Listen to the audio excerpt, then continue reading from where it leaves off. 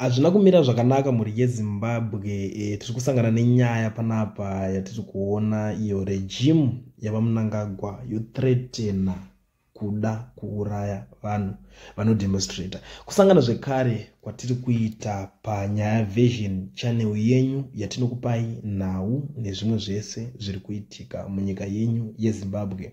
Nhasi tiri kusangana nenyaya panapa iri kutenderera mumasocial media iyo yevanhu veregime yekwaMnangagwa iri kutaura zvekuvhundutsira vanhu vanoda kudemonstrata kana kuti vanhu vanoda kuratidzira. Tiri kuona vanhu vari kubatanidza mastatement ese anenge achitaurwa nevanhu ava vamaisa pamwe chete. Pari kunzi Evil Mnangagwa and his wife killer spokesperson Jamwanda 2 aka George Charamba have the same message in this video clip. Mnangagwa is saying, I will kill all those who want to protest. Charamba said, we will take the breath out of your lungs.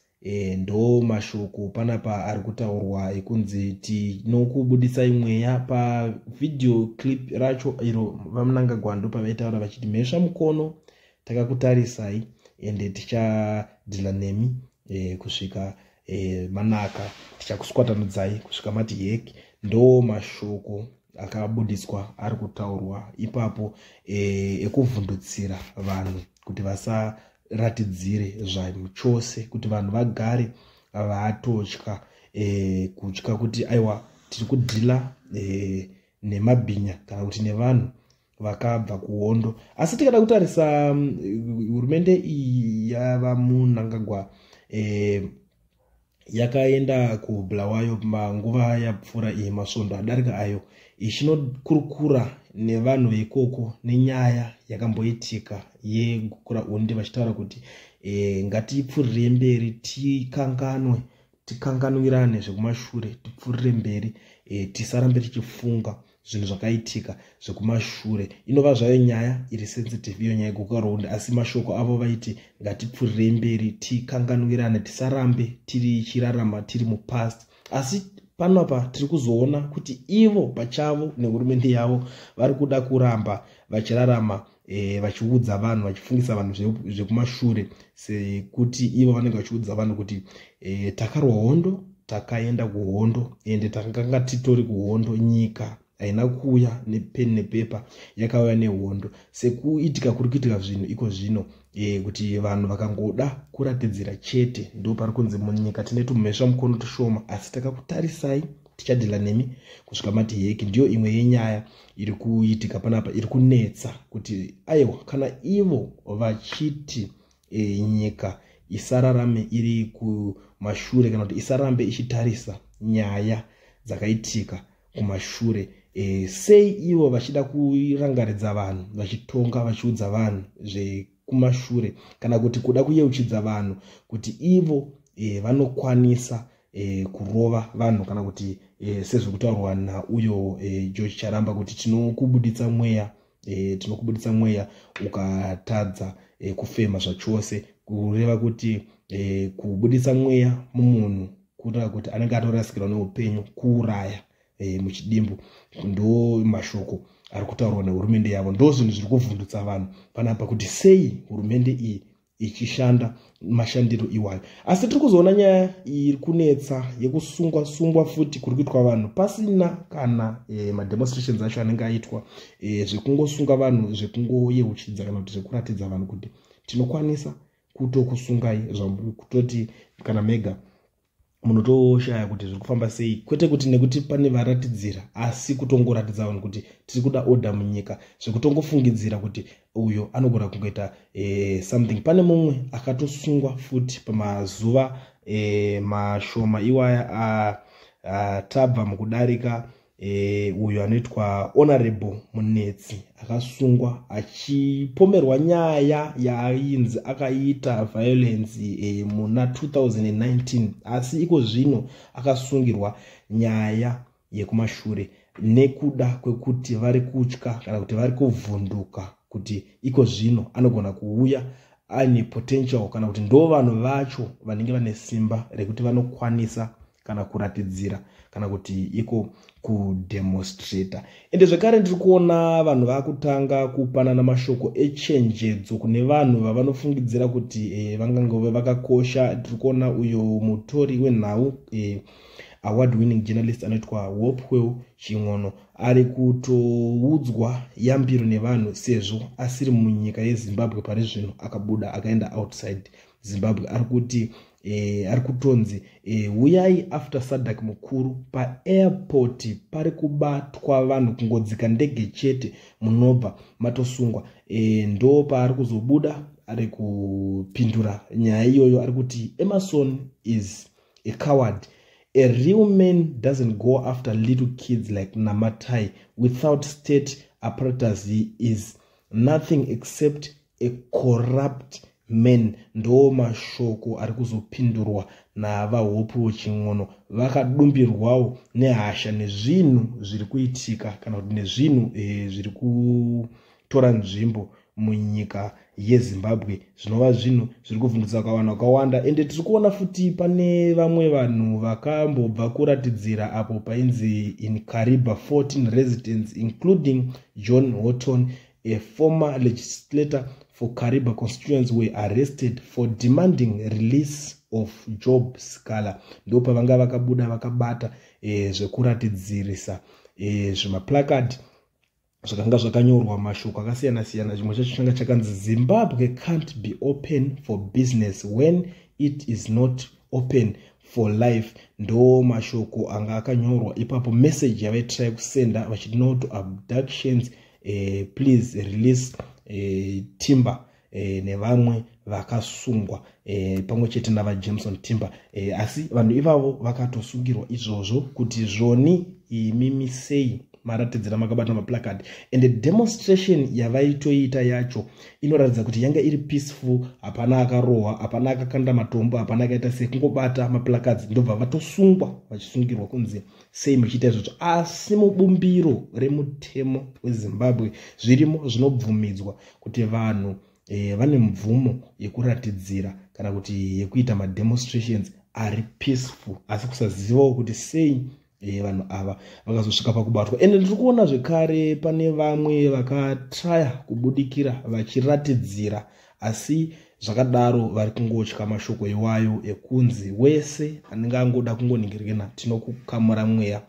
Ndo vari kunzi mesva mukono takakutarisa zvisingaite. Vakabudawo vakapfeka mahood jackets, vakabata zvimaplaked vachiratidzira, vakavhara kumeso kuratidza kutotya zvamuchose, nekuti vanhu kuratidzira vanenge vachida, asi kuzotyirawo kuti vazhinji vacho vanenge vari mabreadwinners. Vanenge vachivhunduka kuti akangoerekana atorwa akaiswa mukati nerejimu iyi iri kutyisa vanhu kudai so, vanokwanisa kumutorera nguva yakareba vachimunyima bheu, achidzokera achidzoka achidzokera, mhuri yake munhu yosara ichifa nenzara. Ndo zvimwe zvezvinhu zvakutya vamwe vanhu vari kuvhundukawo kudemonstrata, asi vamwewo vari kuti hapana chekutya apa, zvitori nani kuti tibude tichitonzi tatongourayiwa tese, nekuti hapana kusiri kufa nesituation irimo iri muZimbabwe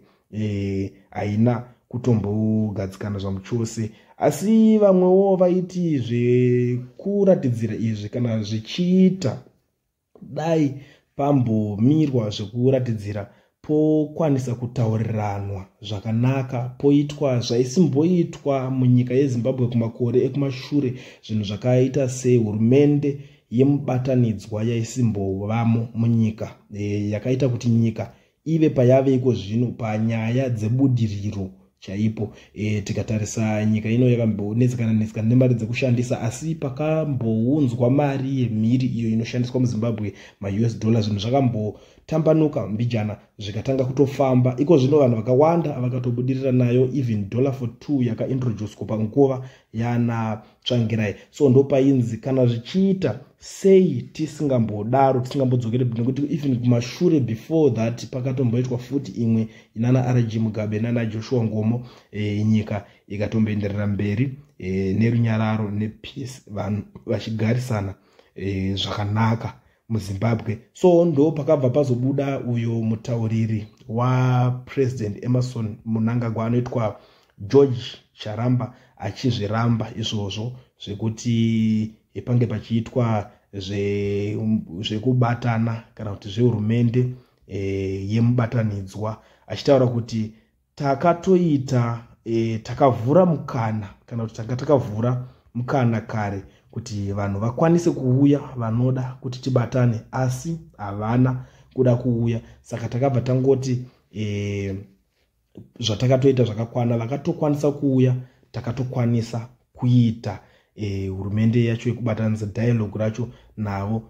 Pamashoko avo avaibudisa vachiti here's my honest view from inside, nguva yataida nhaurirano yakapfuura, that's the truth. Those keen on talks took up the chance and are communicating with the state. Those who choose to stay out of dialogue because of cheap advice from you, Advocate Fakrom, will remain outside the circuit of dialogue. Ndo mashoko avakabuda vachitaura. So kureva kuti hapana magadzirisirwo angaitwa zvino, nekuti vamwewo vanhu vanga vaona kuti kana zvichinyanyisa kunetsa vanhu chavanoda muZimbabwe kuti zvinhu zvinge zvichifamba, nekuti iko zvino zvinhu zviri kuratidza kuti hazvisi kunyatsofamba. Vari kungobuda vachizviitira zvinhu zvavo vobva vaklema kuti zvinhu zviri kutoita, asi vagari vemuZimbabwe ndivari kutaura kuti upenyu huri kuvaomera zuva nezuva. Ndo nyaya iripo. Soko painzi kana zvichiita pochiitwa zvehurumende yemubatanidzwa, ndo pakabuda pachirambwa naavo mutauriri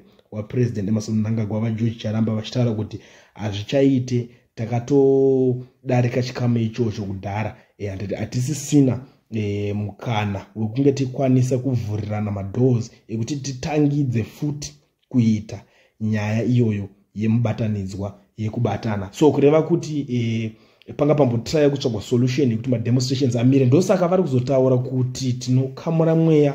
Vakaona kuti chero vanhu vari kuda zvavari kuda, ivo havana basa nazvo. Vakangotaura kuti tinokamura mweya, kureva kuti ukada kuratidzira tinokuuraya. Vanhu vakambozamawo kuti pakwanise kuitika nzira dzekuti nyika ive nerunyararo. Ivo vanenge vachiklema kuti nyika ine runyararo sekutaura kwavanogara vachizviita vazhinji vacho. Vari kuti nyika yakagadzikana, nyika ine peace, nyika ine rugare sekutaura kwavanenge vachizviita, asi vagari ndo vacho vari kupusha kuti vakwanise kunge vachiratidzira kuratidza kuti rugare inenge isina. Chinenge chichida kuti varatidzire vanhu ava ndechekuti ava sinzi vari kuklema kuti nyika ine rugare, ava vanenge vachida kuratidzira, vachivaratidza kana kuti vachivayeuchidza kuti aiwa nyika haina rugare pazvikamu zvakati nezvakati nezvakati, ende ngatigadzirisane pakati nepakati. Ndipo pacho panoonekwa mavoices evanhu, pokwanisa kuonekwa kuti pachagadzirika sei. Asi ivo pamavoices apa kuratidza kuti havasi kuda kana kuzviteerera. Hapana kana one ari willing kugara pasi nemacitizens achiteerera kuti macitizens acho eZimbabwe vari kuda kuti chii ende vari kumbodei, chii chavari kutarisira kuti zvinge zvichiitwa, kana pane imwe solution kana kuti poonekwa kuti vobatsirika sei ivo vachinge vanzwa. Asi havasi kuda. Asi nyaya imwe iri kunyatsovhundutsa vanhu veruzhinji vakawanda ndeyekuti kana ivo zvechokwadi vakahwina sarudzo, ende futi zvirimo mubumbiro remutemo rekuti vanhu vanokwanisa kuratidzira, vari kuvhunduka chii kuti vanhu vangoratidzira vanzwe zvichemo zvevanhu. Ndo imwe nyaya yanga iripo, nekuti painzi kana uchinge uchiziva kuti wakahwina sarudzo, wakapinda nekusarudzwa nevanhu, hapana chinotyisa kuti ukwanise kuteerera zvinhu zvinodiwa nevanhu, nekuti kuratidzira vanhu vanenge vachida kupa zvichemo zvavo vachibuditsa kunyunyuta kwavo kuti zvigokwanisa kugadziriswa. Asi apa kuvharidzirwa kwekuratidzira uku kureva kuti havasi kuda kana kuatenda kuzvichemo zvevanhu. Vari kuda kungoshanda mashandiro avo avari kuda ivo anovaitira ivo, asi vasingadi kunzwa mashandirwo kana kuti avari kuda kunzi vaite nevanhu, nekuti ivo vashandi vevanhu. Vanhu vacho vavari kushandira, nekuti nyika vanhu vacho ivavo ndivo vari kuti vari zvinhu zvavari kuda kuti zvigokwanisa kunge zvichigadzirika. ndo vavasiri kuda kuteerera, ndo nyaya dziri kutenderera muZimbabwe, nyaya dziri kuitika dziri kuzokonzeresa zvese zviri kuzoitika muZimbabwe, zviri kusungwa kwevanhu kusingapere kuri kuitika. Asi ivo vari kuzongobuda vachithreatena kuti isusu tinogona kukamura mweya mhesva mukono tinenge tichikuonai. Ndo nyaya muri yeZimbabwe ndava nayo ndakakubatira zvekare nhasi pachannel penyu panyaya Vision, patinokupakururai nhau nezvimwe zvese zvinenge zvichiitika munyika yenyu yeZimbabwe. Kana uchinge washanya panapa kareke kutanga iri first time yako, ndanga ndichikukumbirisawo kuti usubscribe, wokomenda, wolike, woshare, toramba tichidzoka nenhau nezvimwe zvese zvinenge zvichiitika munyika yenyu yeZimbabwe.